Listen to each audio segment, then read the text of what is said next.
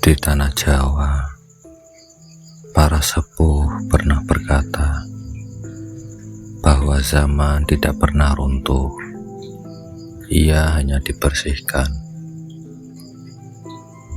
Pembersihan zaman bukan tentang hancurnya dunia, bukan tentang gemuruh atau peperangan. Yang dibersihkan bukanlah bumi, tapi hati manusia. Ketika keserakahan menjadi biasa, ketika tipu daya dianggap pintar, ketika manusia berjalan tanpa rasa, maka alam perlahan bergerak. Ia tidak melawan, ia hanya mengembalikan keseimbangan, seperti air yang kembali ke lembah, seperti angin yang pulang ke hening. Di masa pembersihan, orang-orang yang hidup dengan topeng akan kelelahan, sedangkan mereka yang menjaga kesederhanaan akan menemukan ruang bernafas. Yang gelap akan terlihat, yang terang akan muncul, dan yang palsu akan rapuh dengan sendirinya.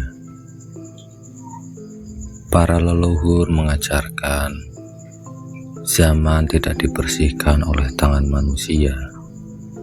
Zaman dibersihkan oleh kebenaran yang akhirnya muncul.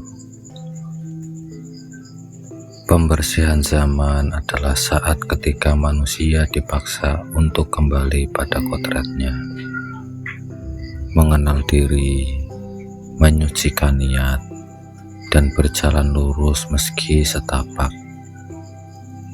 Bagi yang halus rasa batinnya, pembersihan zaman bukan ancaman, tapi undangan.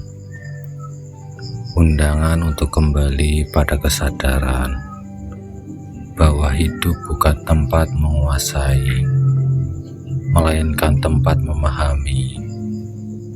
Dan ketika zaman telah selesai dibersihkan, muncullah generasi baru yang tidak lagi mencari kekuatan, melainkan mencari kebenaran. Itulah tanda bahwa keseimbangan kembali dan zaman baru mulai bernafas.